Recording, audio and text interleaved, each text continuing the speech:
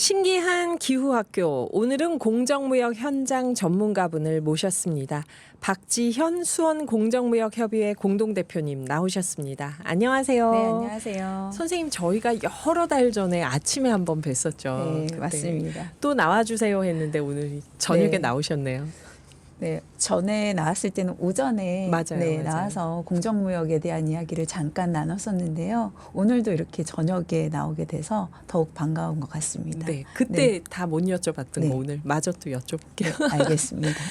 저희가 지금 2월부터 퇴근 시간대로 이사를 왔는데 저녁 청취자분들이 그때 오전에 들었던 분들도 계시지만 아닌 분들도 많으니까 네. 소개 인사 한번 부탁드릴게요. 네, 수원공정무역협의회는 수원시에서 공정무역의 가치와 뜻을 함께 하시는 생협이나 아니면 협동조합들이 같이 힘을 모아서 2020년에 창립한 비영리 민간단체입니다.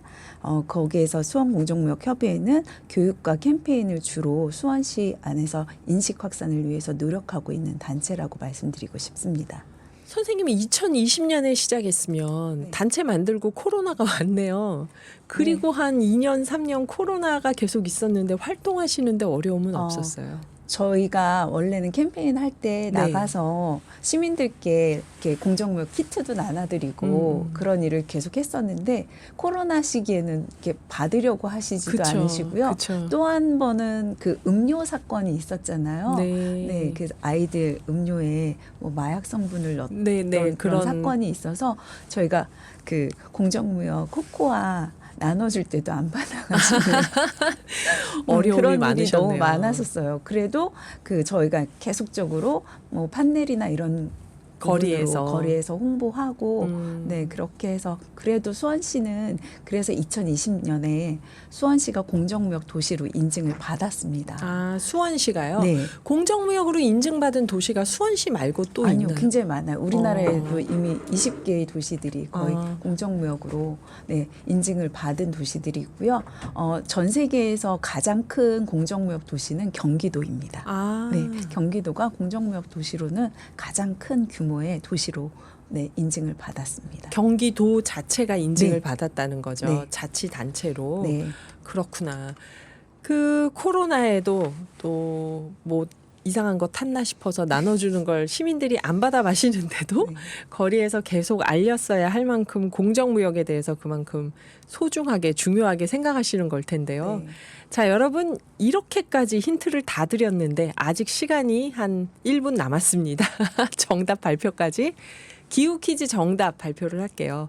기후 위기로 커피 생산량이 줄어들자 커피 값이 폭등을 하죠. 하지만 커피 생산자들은 더 손해를 봅니다. 산지 상인들이 정확한 정보를 주지 않고 중간에서 폭리를 취하기 때문인데요.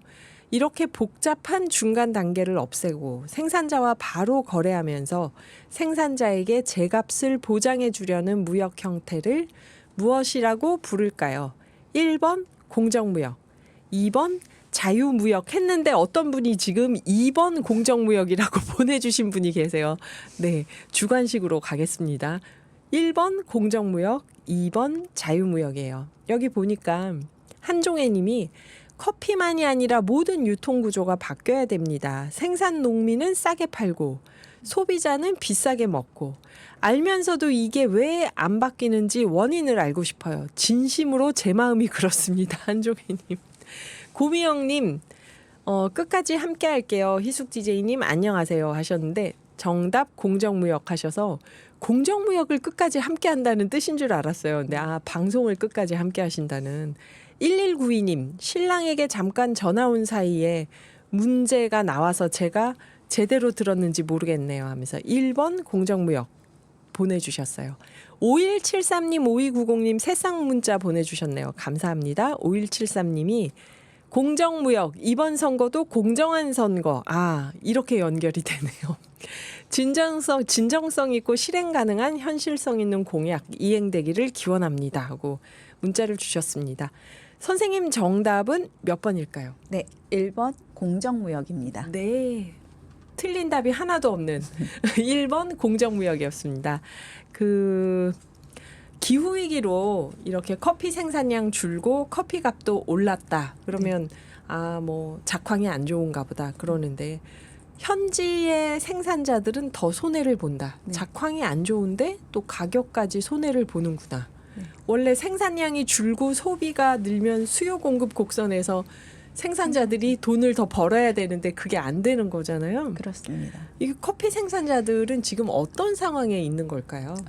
지금 커피 생산자들은 커피 벨트라고 하는 곳을 보시면 저개발 국가 커피 벨트 어딜까요? 거의 북아프리카? 이제 서아프리카. 서아프리카. 네, 그쪽에 이제 저희가 커피도 나오고 하는 코코아도 나오는 그쪽이 네, 거의 네. 대부분 서아프리카 쪽. 저개발 국가잖아요. 케냐 네, 이쪽인가요? 그렇죠. 네. 그쪽도 있고 다 그 부근이 이디오피아. 이디오피아, 케냐, 이렇게 그러니까 커피 벨트라고 부르는 그런 곳인데 그런 곳을 보시면 사회 경제적으로 굉장히 많이 취약한 네. 부분이 있습니다. 그래서 그들은 이제 그 인플레이션도 심하고 그리고 이런 기후 위기에 의해서 작황도 좋지 않고 그리고 또 생산 비용이나 이런 부분은 또 높아지고 그러다 보니 계속적으로 손실을 가지고 생산을 할 수밖에 없는 거고요. 네. 그래서 지금은 어제 뉴스에도 이제 코코아에 대한 이야기가 나오긴 했는데 어떤 코코아처럼 네. 코코아는 이제 기후 위기 때문에 코코아가 이제 재배가 잘 되지 않고 썩는다고요. 네, 수율이 나지 않는 그런 상황이고 그러다 보니 농가의 농민들이 코코아 농장을 버리고 다른 산업으로 뛰어가는 네. 그런 상황이 벌어지고 있는데요. 커피도 똑같습니다. 지금 현재.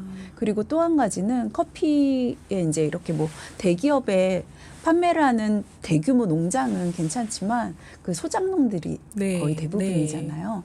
근데 이 커피 소작농들은 기본적으로 그 정보나 우리처럼 인터넷이 막 이렇게 발달되어 있지도 않기 때문에 국제 거래 시장에 대해서 잘 모르니까 선물 시장을 가격을 모르기 때문에 네. 그런 정보의 부재도 있고요. 그리고 교육을 받지 못했다라는 점이 가장 크죠. 교육적으로 되게 우리나라의 미취학 연령의 수준 정도 되시는 그 농부들이 거의 대부분 소작농으로 있으신데 이런 분들은 교육의 부재와 정보의 부재로 인해서 유통상인에게 그 헐값으로 커피를 원두를 팔고 있습니다. 네. 그런 이 유통 마진을 이렇게 챙기시는 이 중간 상인을 저희는 코요테라고 부르거든요. 코요테면은 그 굉장히 네. 이미지가 안 좋은 네, 살쾡이 그렇죠. 같은 그런 중간에 막 이렇게 남의 거를 살짝 이렇게 훔치거나 이런 듯한 느낌을 갖는 중간 상인들을 코요테라고 한다. 부를 정도로 이런 중간 상인의 유통 마진을 굉장히 많이 폭리를 취하고 있고 그리고 생산자들에게는 아주 헐값에 커피 원두를 납품받는다는 그런 현실적인 문제에 있기 때문에 이 생산자들이 지속 가능한 삶을 유지할 수가 없는 거죠. 커피 생산만으로는. 네. 코요테라고 지금 비난을 받는 이 코요테라는 용어는 공정무역 운동을 하시는 분들이 중간 상인들을 그렇게 부르나요? 아니면 거기서 농사 짓는 분들도 그렇게 부르시고요. 아하. 네, 이 코요테라는 이렇게 불리는 이 중간 상인들은 대기업의 원두를 또 납품하시는 그런 분들이시거든요. 그렇구나. 이분들이 취하는 그 이익이 중간 마진, 중간 이익이 어느 정도 되길래 그러나요? 만약 우리가 커피를 여기서 원두를 100원에 산다. 그러면은 어느 생산자한테는 정도일까요? 2원 네. 정도 되고요. 네. 중간에 유통 마진이나 대기업에서 가져가는 마진 빼고는 한 40원 정도가 코요테 중간 상인들이 중간 상인이 가져갈 수 있는 100원이라고 치면 40원 정도가 중간 상인들이 풍리를 취하는 그 정도의 수준이라고 볼 수 있습니다. 이분들은 대기업 납품을 하면서 세계 선물 시장의 흐름을 아니까 다 알고 계시죠. 그럼에도 불구하고 생산자에게는 정확한 제대로 된 값을 치르지 않는 것이죠. 2원이면 충격적인데요. 2%네요. 그러면 원두 가격에. 그렇죠. 그러면 이런 이제 유통 단계를 없애고 생산자들과 직거래를 하자. 생산자에게 100원 중에서 얼마까지 보장해 주자 하는 게 이제 공정무역일까요? 뭐 2원은 아니죠. 그러니까 공정무역은 최저 가격에 그 선물 시장에서 나오는 최저 가격이 있습니다. 네. 그 최저 가격에 더해서 프리미엄을 얹어서 드리고요. 음. 거기에 이분들이 생산 비용이 더 많이 들어갔다라면 그 비용까지 추가로 네, 생산자에게 지급하는 게 공정무역이거든요. 그리고 완전히 뭐 직거래 방식은 지금은 네, 많이 줄어들어 있는 상황입니다. 왜냐하면 소비가 물량이 그래도 좀 많이 늘어났기 때문에 1대1 직거래하는 것보다는 그리고 이제 중간에 유통 상인을 끼기는 하지만 이 유통 상인이 이 코요테들처럼 이렇게 폭리를 취하지는 않고 있습니다. 아, 그러니까 커피를 생산해서 국제 시장에 유통이 되려면은 중간 상인들의 역할이 필요한데 그 중간 상인들이 폭리를 취하지 않도록 네. 그러니까 농민들이 생산 원가가 보장이 되고 선물 시장의 최저가에 그거보단 좀 더 높은 가격으로 그렇게 하는 것을 공정무역 커피를 예를 들면 네. 공정무역이라고 한다. 이렇게 이해를 하면 될까요? 네, 그렇습니다. 그러니까 저개발 국가의 생산자와 노동자, 농민들에게 네. 제대로 된 값을 치루어주는 것이죠. 네. 아, 그러면은 그 공정무역이 뭔가 정의로운 무역 형태다. 저개발 국가 분들을 돕는 형태다.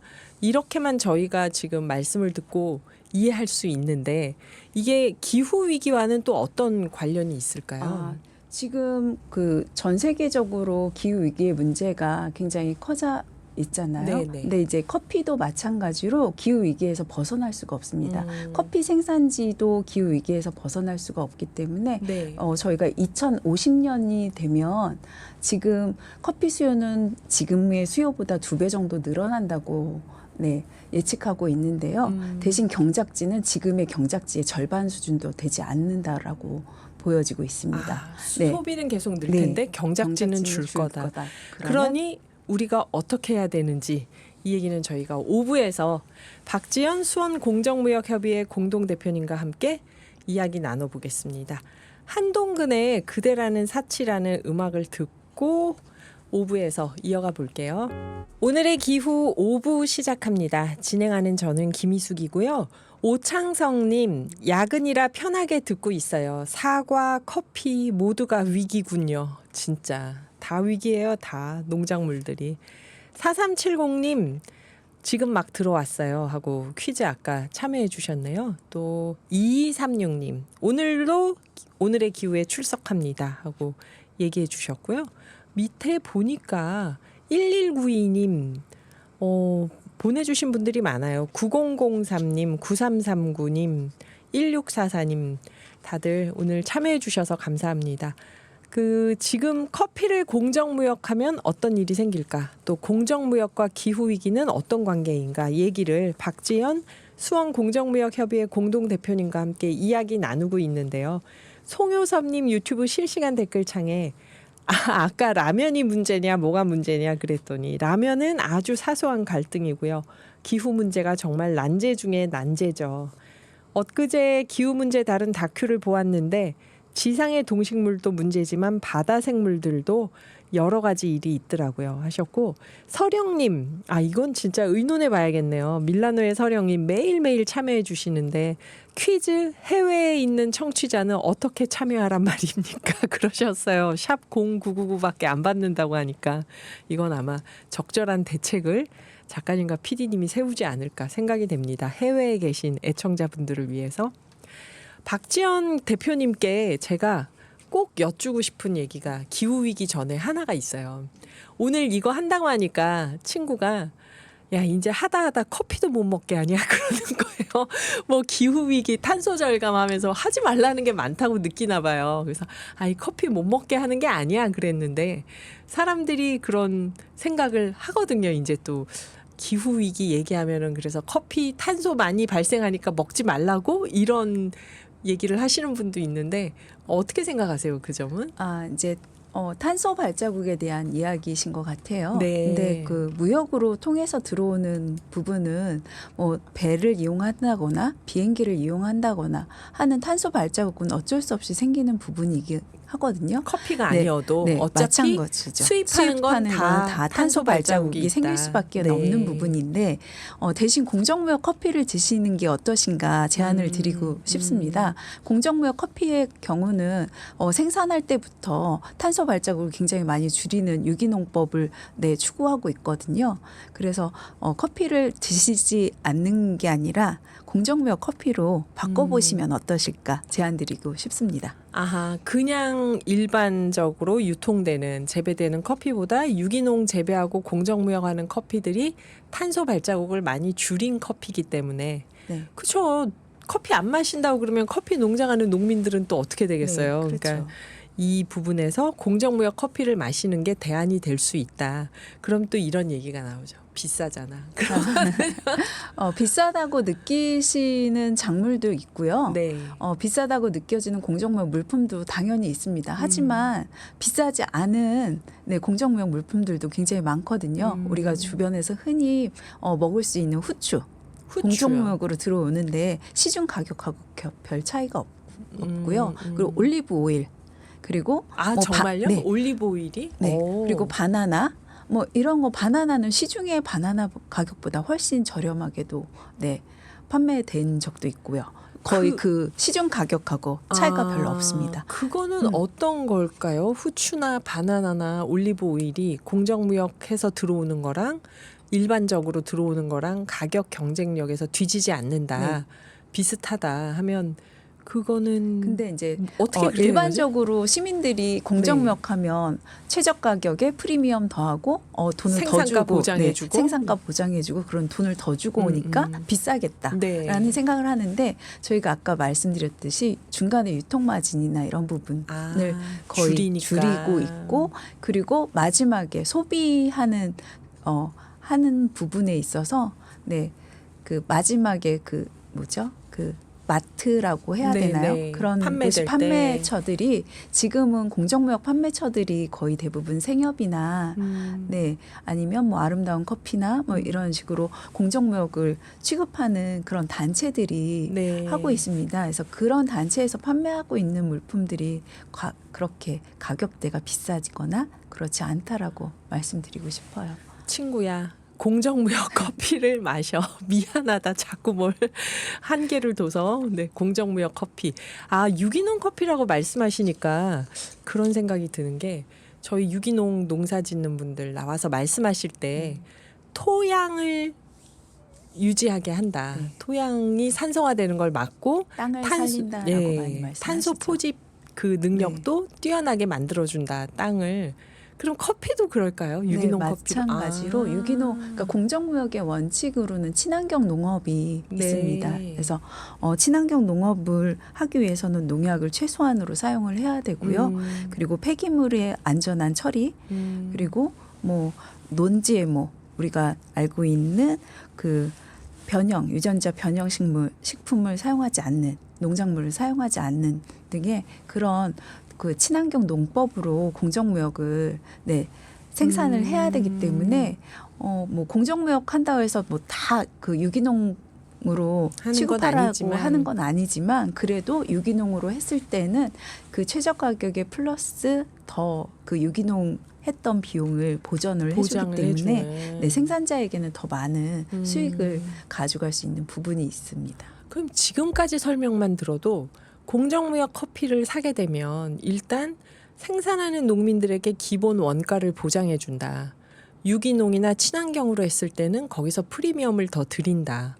그러면은 당연히 공정무역을 하는 거기에 참여하는 농민들은 유기농을 하려고 할 거고 그러면 그 커피 농사를 짓는 아프리카나 이곳의 땅이 탄소 흡수원으로 양질의 땅으로 보존이 되는 더 좋아지는 그런 효과가 있는 거겠네요. 네, 그렇습니다. 그리고 또 한 가지는 생산자들이 그 소작농이었다가 공정무역에 이제 접근을 하면서부터는 협동조합의 형태로 많이 협동조합이 협동조합 된다. 형태로 되고 있으면서 정보나 이런 부분에 있어서도 많이 받고 있고요. 그리고 또 하나는 인권의 문제가 굉장히 많이 있습니다. 인권의 문제요. 네. 아동 노동 뭐 이런 건가요? 아동 노동의 인권도 있지만 여성 유린의 인권 네, 뭐 네. 이런 부분의 문제가 굉장히 많이 벌어지고 있는데 그런 인권의 문제도 공정무역을 통해서 교육을 받고 이분들이 네, 학습하고 그리고 여성 리더들이 네, 탄생하면서부터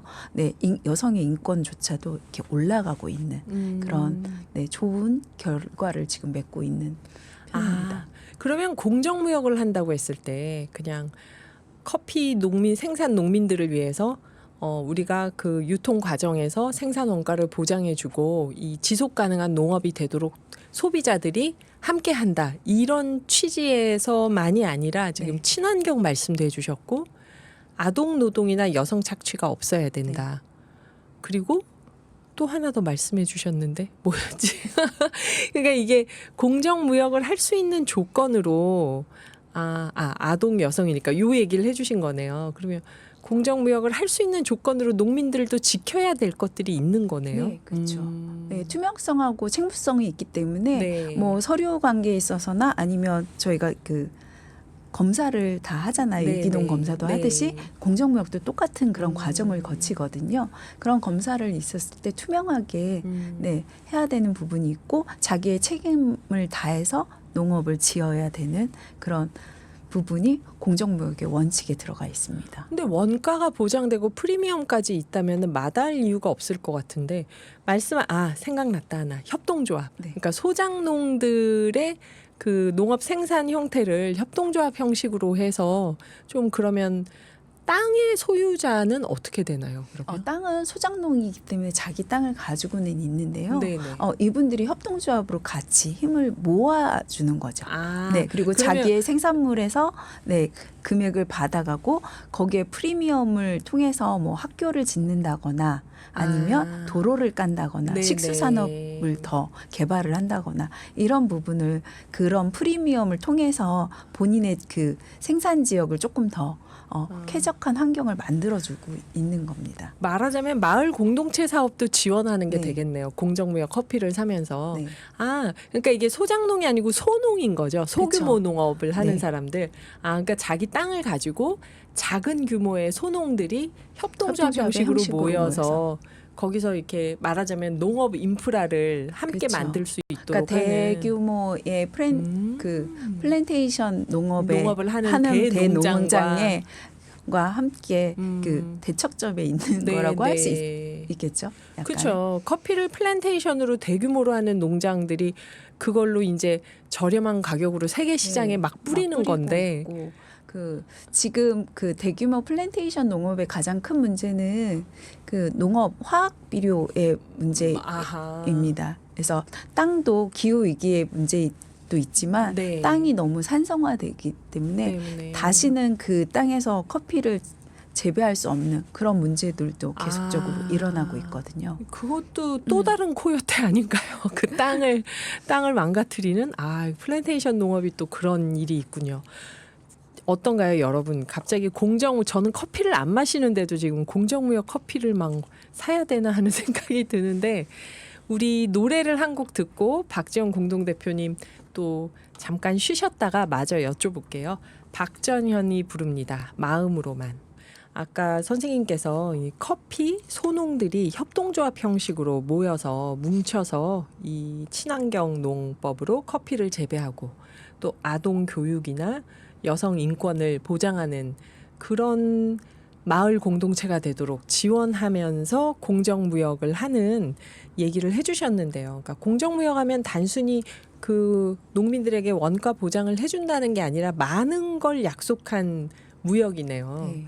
그런데 그러면서 문득 말씀하셨어요. 그리고 협동조합으로 소농들이 뭉치는 게 플랜테이션, 대규모 농작을 하는 그 대농장들과 경쟁력을 갖는 방법이다 얘기를 해주셨는데 그 플랜테이션 대규모 농장에선 당연히 친환경을 안 할 거 아니에요. 네, 그 그렇죠. 이윤이 보장이 안 되니까. 대기업이 운영하고 있는 플랜테이션 농장이기 때문에 네. 대기업은 기본적으로 이윤 추구가 목적이잖아요. 그래서 이윤 추구를 위해서 사람이나 환경을 그닥 생각하지 않습니다. 네. 그런 부분이 있어서 이렇게 공정무역으로 하고 있는 협동조합들이 공정무역을 통해서 환경도 보호하고 그리고 인권도 보호하는 그런 무역을 진행하고 있는 것이죠. 네.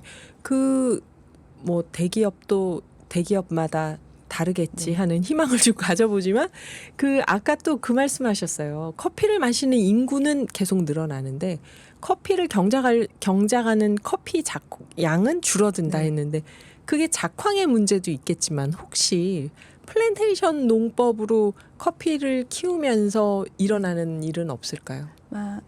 그 기후 위기의 문제도 있긴 하겠지만 네네. 플랜테이션 농업으로 이제 작물을 키운다고 할 때는 기본적으로 화학 비료를 사용을 하게 됩니다. 네. 이 화학 비료를 사용을 하게 되면 땅이 산성화되고 네. 그러면서 이제 그 안에서 작물이 뭐 5년을 계속적으로 키워서 수확을 할 수 있는 부분이 뭐 5년 키우고 한 번 수확하면 땅이 산성화되어 있기 때문에 그 다음에는 그런 작물이 똑같은 비율로 자라나지 않는다라는 거죠.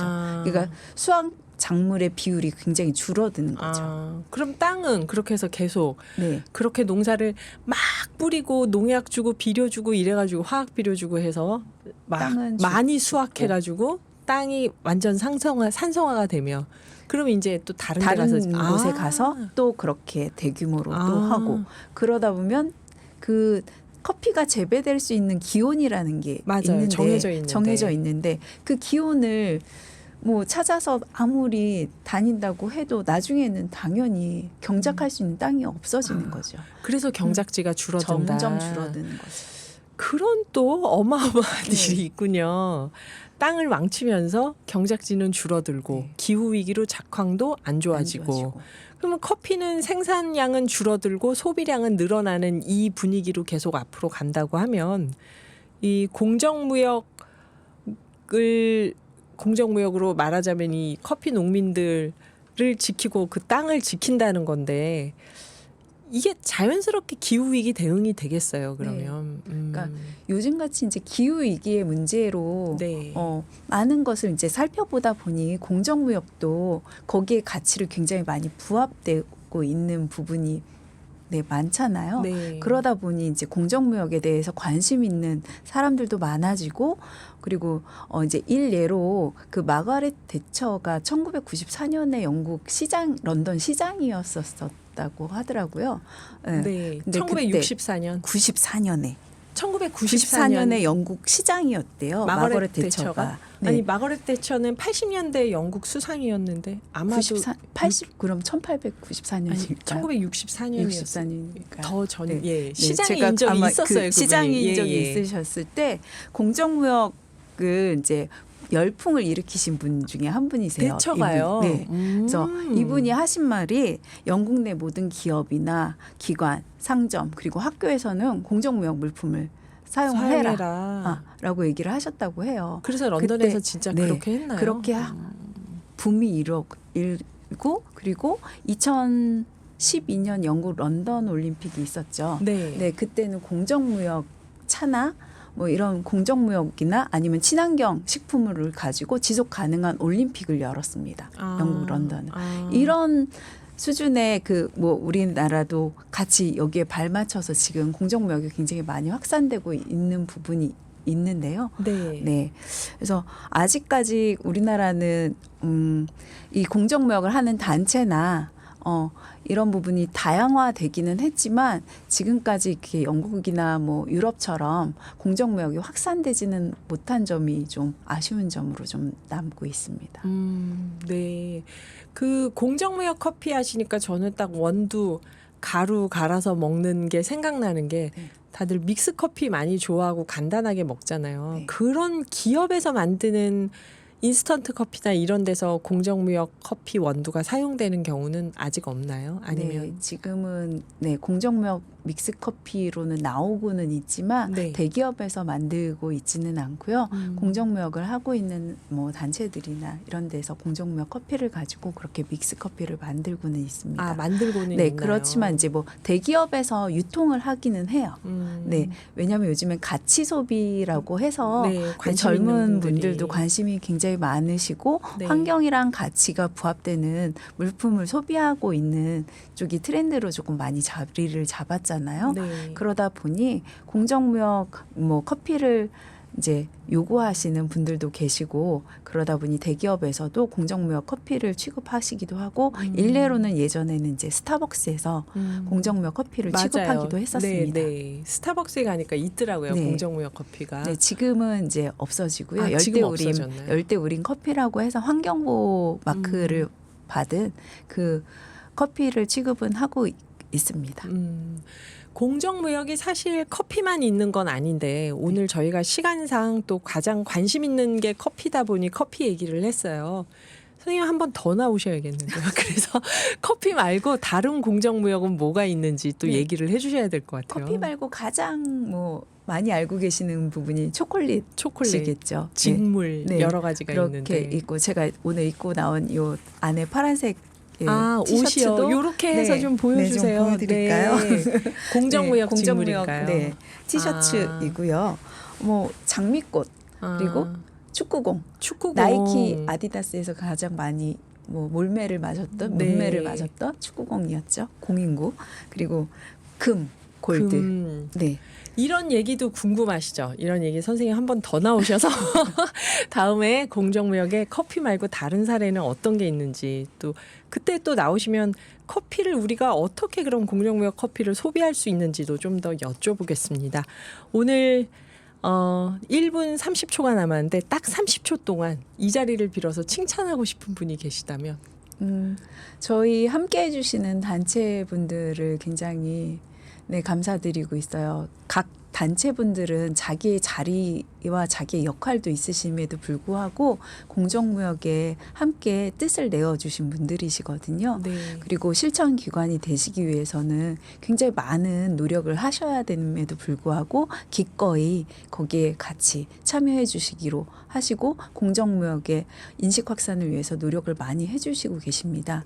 그리고 수원시 또 요즘에 굉장히 많이 칭찬드리고 싶어요. 네. 그러니까 지자체임에도 불구하고 수원시도 공정무역을 위해서 굉장히 많이 노력을 하고 계시는 게 보여지고 지원을 해주시려고 노력하시는 모습이 예전하고는 좀 많이 다르구나. 그래서 공정무역을 조금 더 확산시킨다면 더 많은 분들이 네, 칭찬을 받으실 수 있지 않을까요? 네. 네. 지금까지 박지연 수원공정무역협의회 공동대표님이셨습니다. 감사합니다. 네, 감사합니다.